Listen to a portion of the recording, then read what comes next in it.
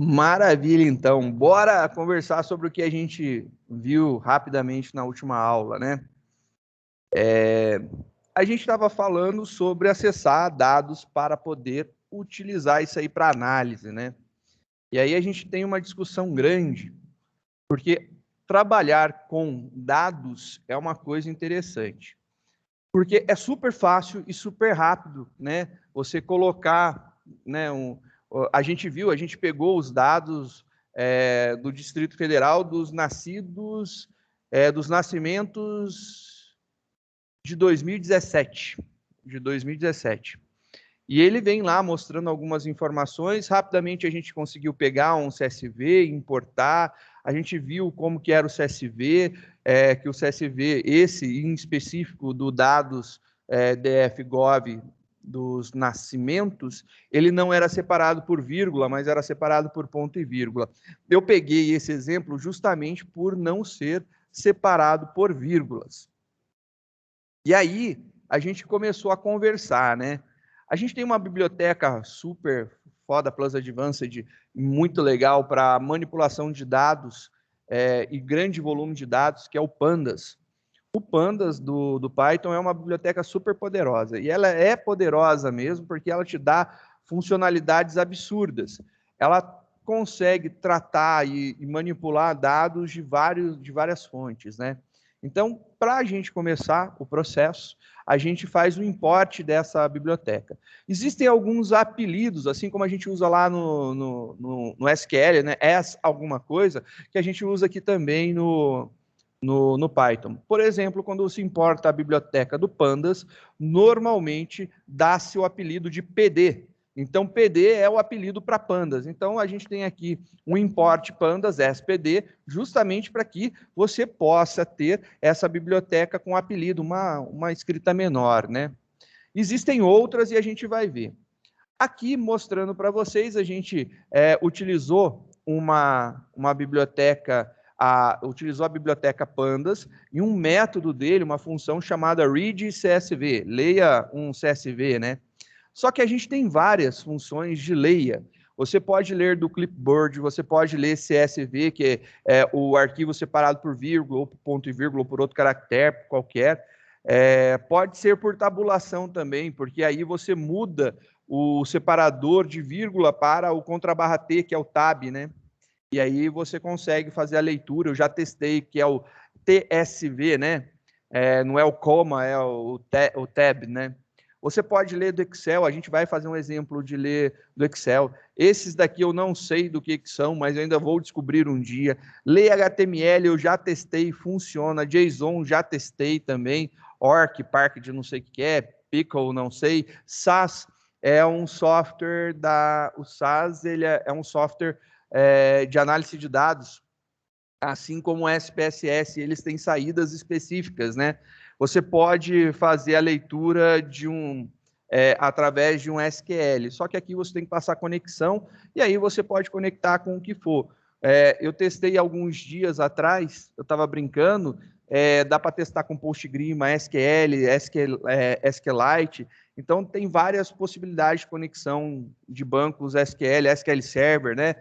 MySQL, Postgre, SQLite, Oracle, SQL Server, eu acho que são os mais famosos, né? Dá para você conectar e executar comandos, você lê o resultado de um SQL direto para um data frame. Ou seja, aquele resultado de uma tabela, de uma consulta, você consegue trazer para cá, né? É bem legal isso daí. Você pode fazer uma consulta específica, uma query específica para executar.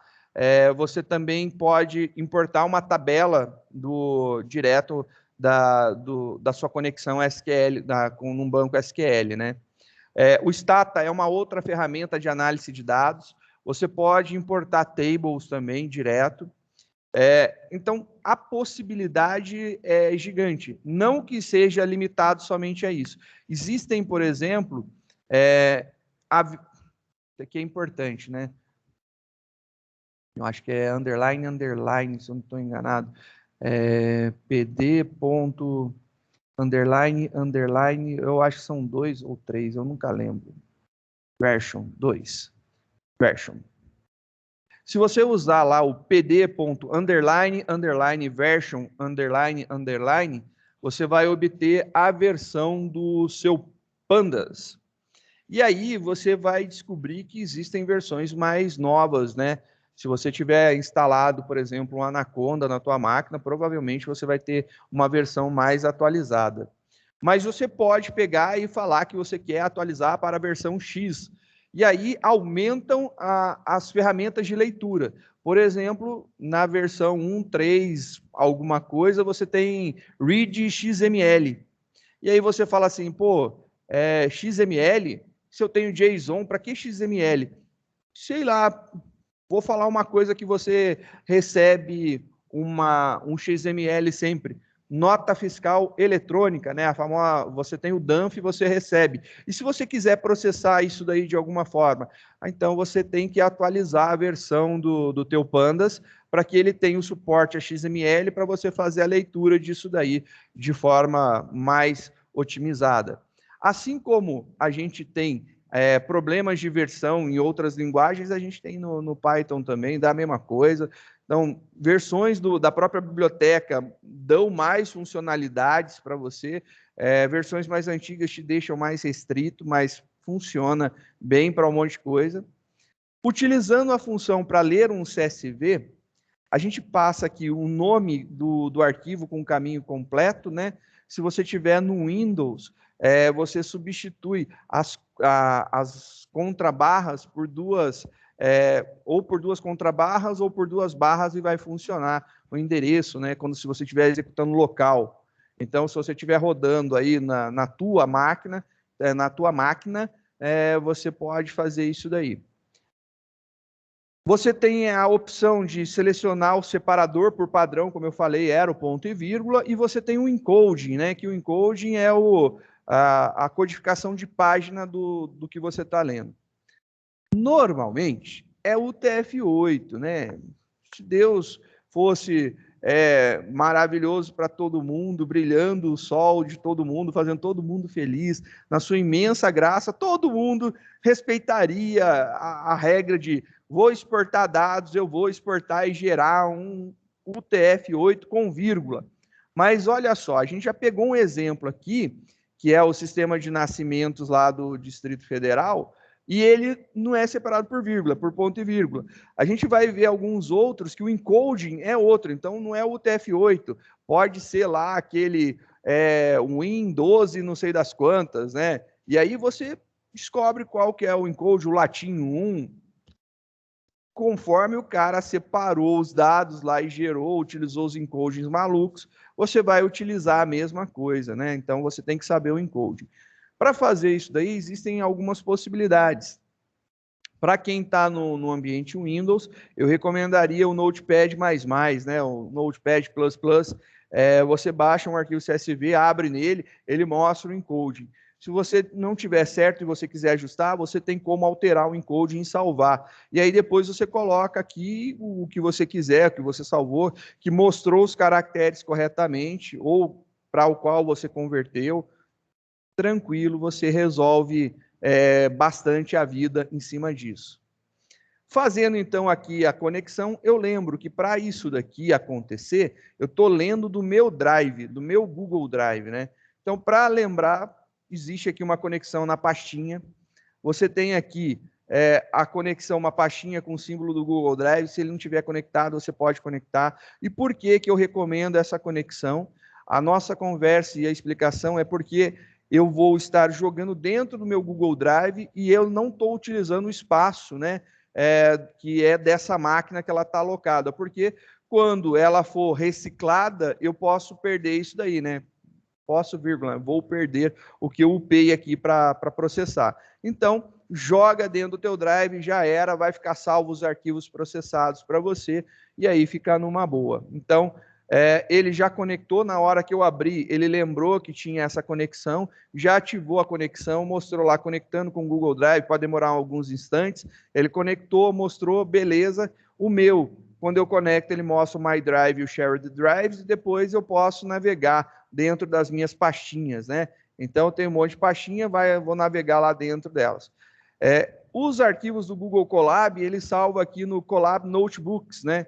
Então, aqui ele vai mostrar para você um monte de notebooks. Eu tenho algumas pastinhas separadas de alguns dados, e aí eu tenho alguns que eu já andei brincando aqui nessa conta. Nesse caso, já está tudo certo. Se eu rodar esse cara daqui, ele vai pegar, rodar, conectar, ler esse arquivo daqui, utilizando esse separador e esse encoding, e ele vai jogar esse cara para dentro de um DF. DF é a abreviação de data frame, né? Que é exatamente o dado que a gente vai manipular, o tipo da classe que a gente vai manipular, que é um data frame, um apelido para ele. Se você exibir, então, dou um DF simplesmente, ele vai mostrar as 5 primeiras reticências às 5 últimas. Se forem poucos registros, ele mostra tudo.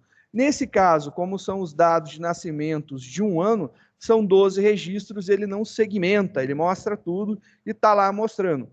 Nós temos aqui, se abrir lá o CSV, você vai ver ano, mês, vaginal, cesáreo, não informado e total. Então, são os dados de nascimentos. Então, aqui, o ano e o mês, então, 2017, janeiro.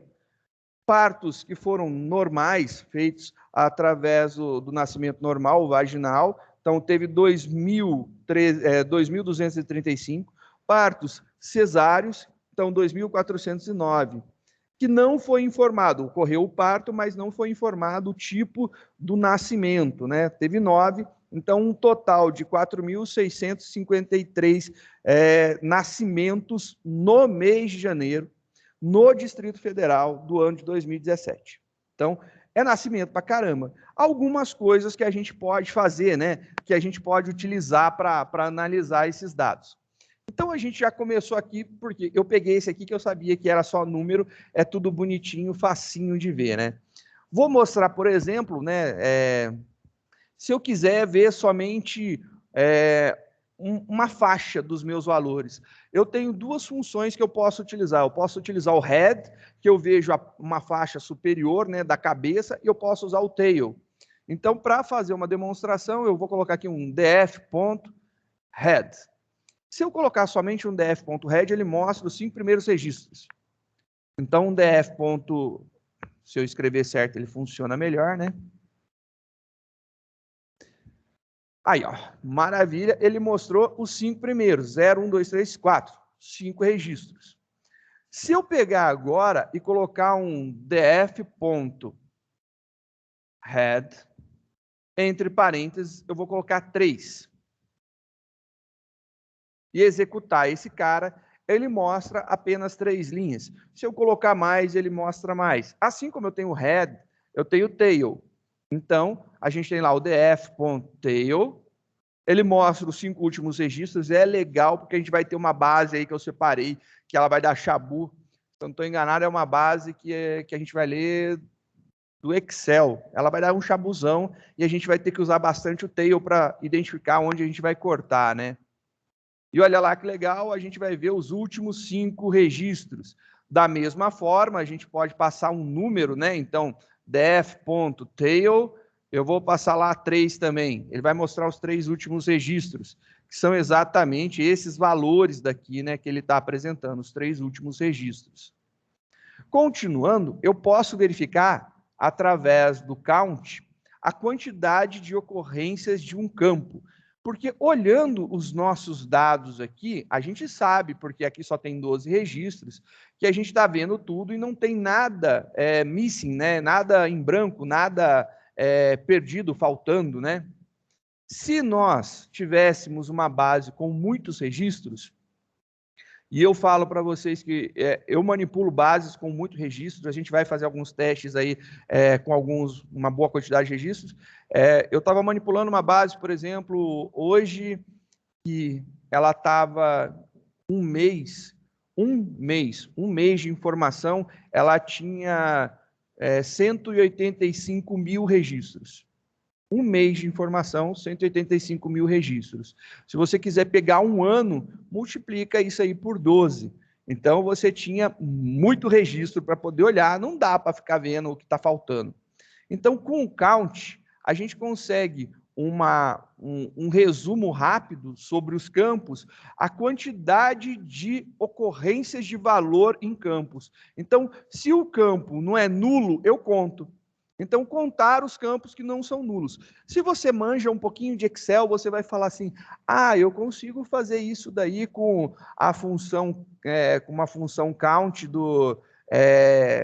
uma função contar, né, count do Excel, por exemplo. Consegue. Só que eu quero ver você fazer com 1 milhão de registros ou 1 bilhão de registros. É osso, não dá. O Excel fica lento.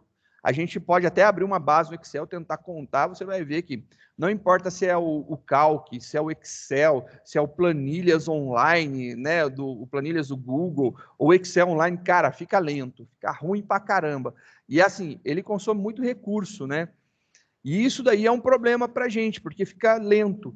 O ponto count, ele consegue mostrar para a gente a quantidade de ocorrência rapidamente. Então, quando a gente fala de análise de dados, não estou te jogando para o mundo Python porque eu quero. Eu estou te jogando para usar a ferramenta Python por enquanto, porque é muito boa. Se você for para a parte estatística, eu falaria para você, vai lá, bota o pezinho lá no R, vai dar uma mexida lá na linguagem R, porque a parte estatística do R é muito boa. E os gráficos do R são fabulosos, são melhores do que os gráficos que a gente gera com o Python.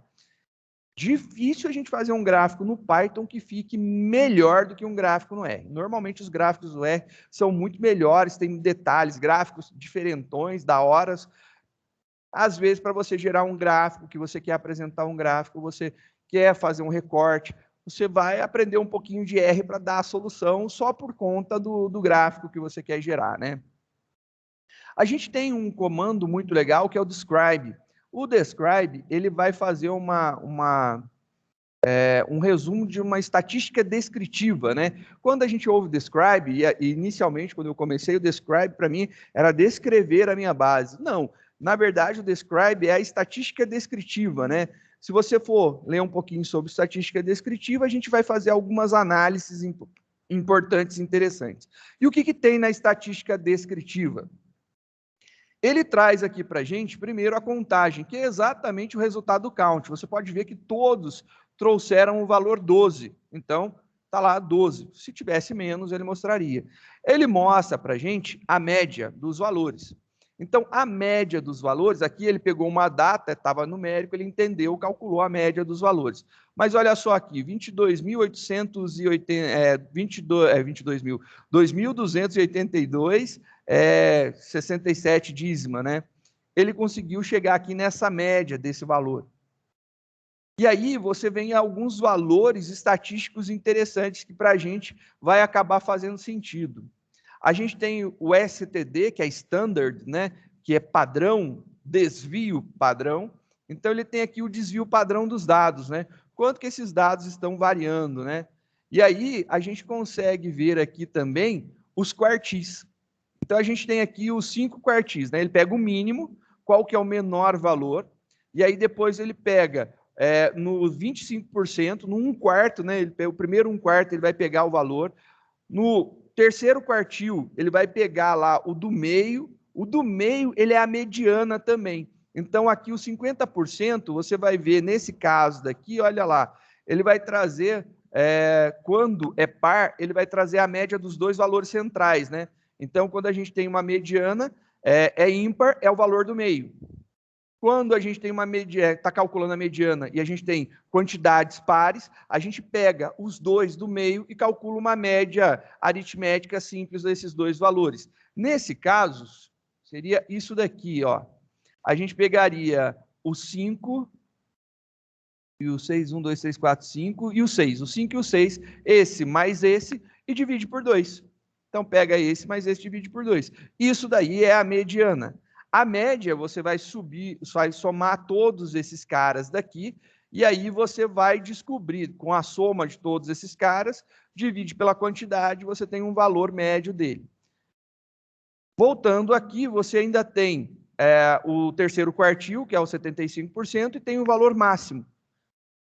Aí você fala assim, tá, eu fiz uma estatística descritiva, o que isso tem a ver? Na parte de análise de dados, a gente pode ver, por exemplo, se os nossos dados eles têm uma variação muito grande. E aí, por que é interessante olhar isso daqui?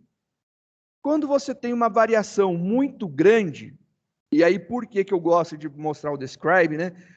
Você olha aqui, vamos pegar os valores. O menor valor foi 2.180. O maior valor foi 2.560. A variação do menor para o maior não é tão significativa. Não é tão grande, né? Não é assim, tá variando de casas decimais para um valor imensamente grande. Não tá numa coisa condizente, está ainda ali na faixa do 2.100 e alguma coisa, 2.500 e alguma coisa. É uma variação aceitável.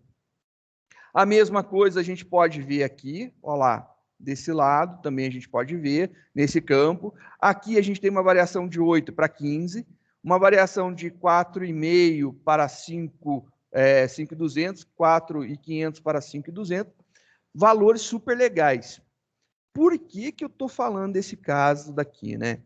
Porque quando tem essa variação e ela é muito discrepante, alguns algoritmos de aprendizado de máquina, de machine learning, da área de inteligência artificial, eles não se dão bem. Então, qualquer algoritmo que tem uma variação de dados muito grande e o algoritmo que você pretende utilizar, ele não se dá com isso daí, pode ser necessário, e olha só o pode ser necessário que você normalize os seus dados. Às vezes, normalizar os dados é uma coisa interessante, porque você tem valores muito pequenos e muito grandes, você coloca numa faixa de 0 a 100, por exemplo. Variação de 0 a 100, 101 possibilidade de variação. Olha só que top. Ou ainda, quando você pega os quartis, dependendo da quantidade do teu volume de dados, se você tem aqui, por exemplo, muito baixo, alto e alto, alto, será que não valeria a pena, né, desprezar esses dados? E aí, porque esses dados poderiam ser outliers, né, fora do seu universo de discurso, da sua faixa de valores mais comumente esperado? Talvez você desprezar o primeiro quartil, né, menor que o primeiro quartil, ou os dados são muito grandes de um ponto para o outro, ele chegou aqui, ó, tá pequeno, pequeno, pequeno, subiu muito. Isso daqui é um ponto fora da curva. Será que, né, esse corte daqui não poderia acontecer? É nesse momento que a análise de dados entra e por isso que a estatística descritiva está aqui para nos ajudar. Algumas formas fáceis de chegar a informações, né? A gente tem o acesso direto a algumas coisas. Por exemplo, você pode se referenciar ao campo que a gente estava utilizando, por exemplo, o campo cesáreo, né? Que aqui são os partos que são necessários cirurgias. Eu posso dar um DF cesáreo, vou pegar só o DF cesáreo para você ver. Vamos ver aqui que é um DF cesáreo, olha lá, DF cesáreo. Rodando isso, ele vai mostrar exatamente quais são os valores que estão no campo. O nome é cesáreo, o data type dele é um inteiro de 64 bits. Vamos ver o que é esse tipo de dado aqui, né? A gente pode usar lá a nossa função type, né? E aí eu posso colocar entre parênteses isso daqui? Posso. Se eu rodar, ele vai informar que isso aqui é um Pandas Core Series. Então, é uma série de dados, é uma sequência, uma sequência de valor, uma lista de valores, né, um conjunto de valores, um array. Seria basicamente essa ideia. Uma série é algo muito comum para a gente já há bastante tempo, é uma lista, é um array. A gente pode manipular de alguma forma. Lista, não estou falando list, tá bom? É um conjunto de dados que a gente pode manipular. E eu posso utilizar um comando chamado sum para poder acumular o somatório disso daí. E aí ele faz a soma desses valores. Se você observar aqui, a gente tem nas linhas... Opa, deixa eu voltar aqui, perdão. A gente tem nas linhas o somatório. Então, quer dizer que eu tenho a informação de quantos partos ocorreram vaginal, cesáreo, não informado e o total de um determinado mês. Mas eu não tenho um resumo aqui embaixo de qual que foi a quantidade total de partos por tipo no ano de 2017. Então, agora eu consigo visualizar essa informação com o SAM. Estou somando a quantidade total de partos cesáreos que ocorreu no ano de 2017 no Distrito Federal. Olha lá, ocorreram 29.550 partos. É algo que pode ser analisado, pensado e visto. Só que esses dados também podem ser acessados de outras formas, né? Mostrando aqui, eu tenho um DF. Se eu colocar um ponto, ele vai começar a trazer as coisinhas que são as funções que eu tenho, né? E se eu colocar cesáreo, olha lá, cesáreo, ele tem aqui cesáreo. E se eu executar esse cara daqui, ele traz exatamente o mesmo valor. Então, eu posso utilizar a referência em formato texto, ou eu posso usar a referência direta. Ele cria um campo para mim, um atributo chamado cesáreo. Aí vem uma aspas muito grande, né? Você tá ligado que isso aqui é o nome da coluna, né? Então, assim, nome da coluna, beleza? Nome da coluna.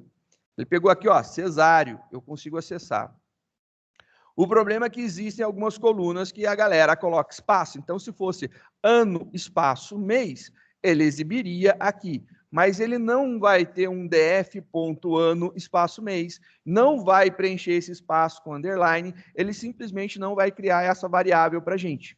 E aí, como que você vai acessar essa variável? Você vai ter que utilizar essa notação daqui, né? Você vai passar qual que é a chave daquela coluna que você quer, que poderia ser cesário, né, com espaço, poderia ser desse jeito. Se o campo tivesse escrito dessa forma, você precisaria acessar ele dessa maneira e aí daria certo. Não daria certo, nesse caso daqui, se ele tivesse alguma coisa assim. Ele não cria esse cara daqui, ele não cria. Então, a gente fica sem poder acessar por conta disso. Então, fica registrada essa informação extremamente útil.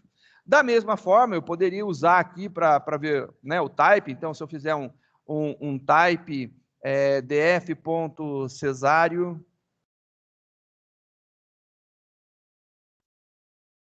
mesma coisa, é o mesmo dado, é só formas de acesso diferente.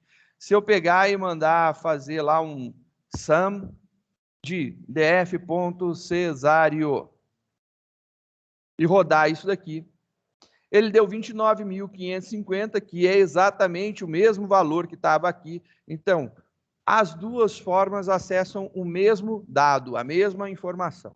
Então, só para a gente ter noção disso daqui, tem as duas formas de referência para acessar as nossas colunas.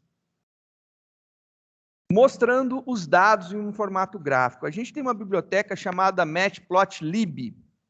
O Matplotlib é uma biblioteca de impressão de gráficos, né? Ela gera gráficos. E se você estiver utilizando uma ferramenta que não seja o Google Colab, muito provavelmente, se você estiver usando um colaboratório qualquer, outro, né? Ou se você estiver utilizando, por exemplo, um Python da vida, uma Spider, sei lá, qualquer IDE, você tem que importar. E aí você dá um import matplotlib as PLT. Então, esse PLT aqui é a abreviação do matplotlib.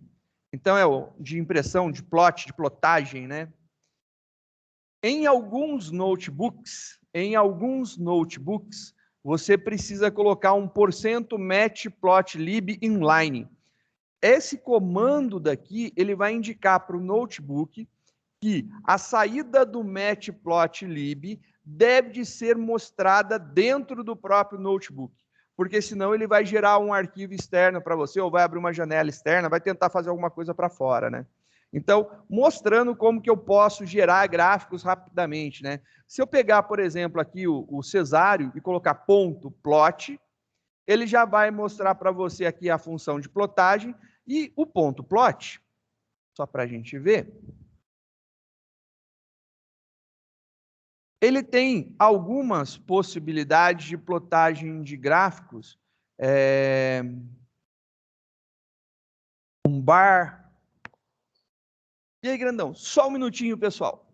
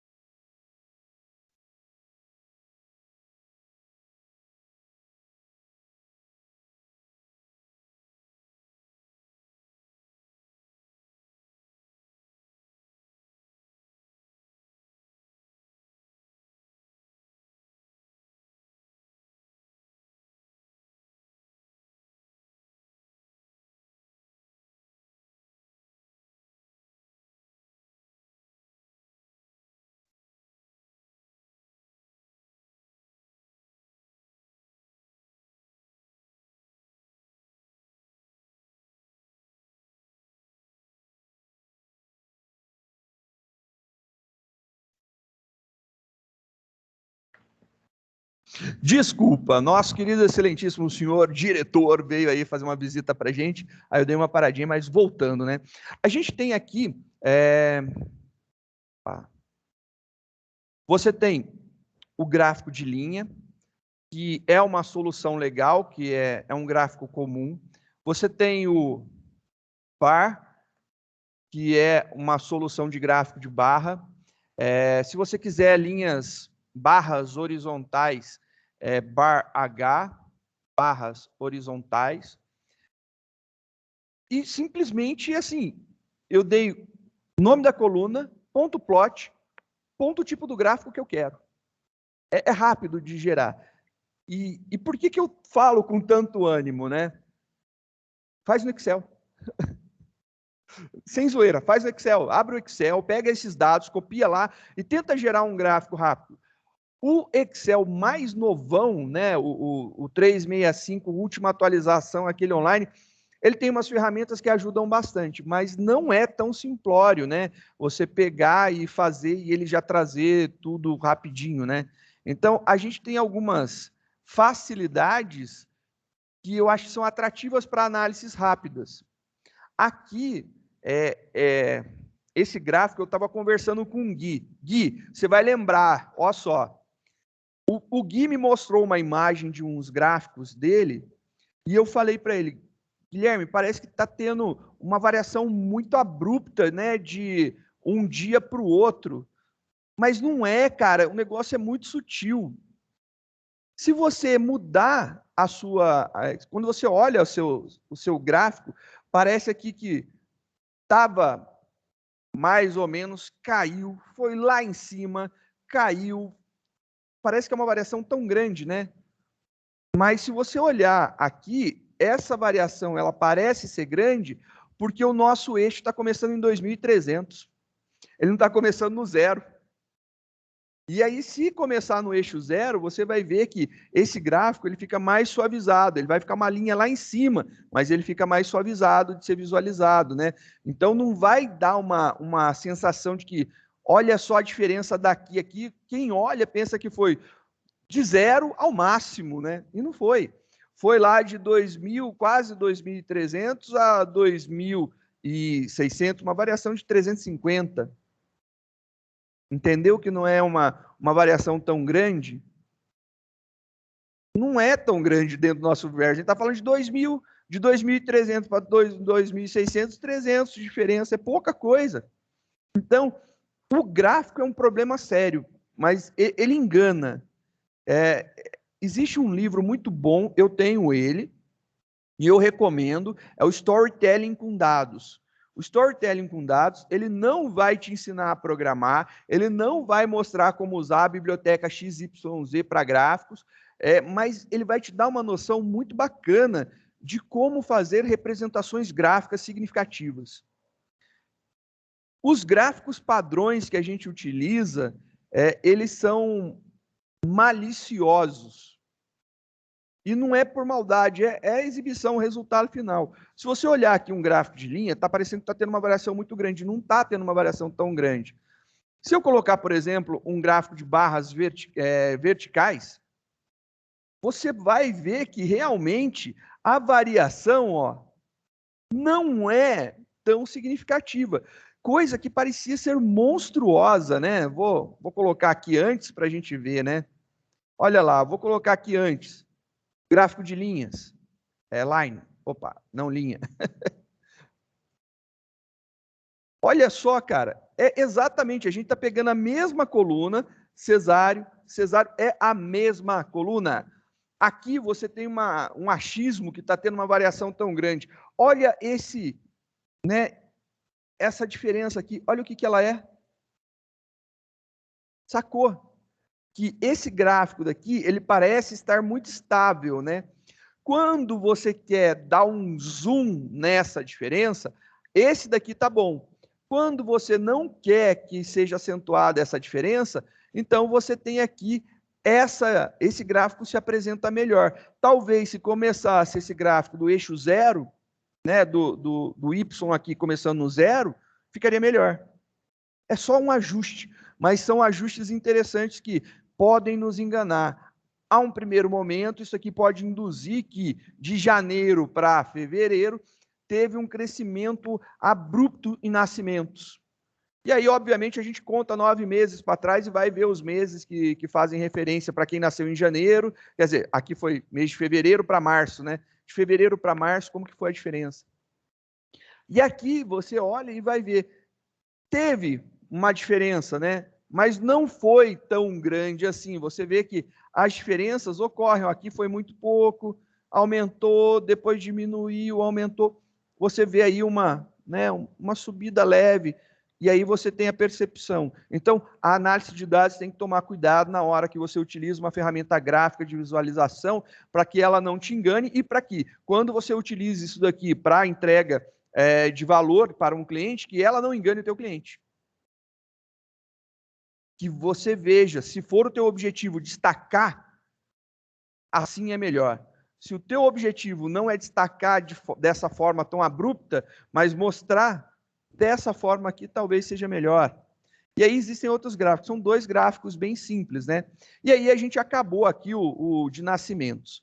Eu gostaria de começar com vocês um outro trechinho. Eu vou parar esse daqui e vou fazer uma outra.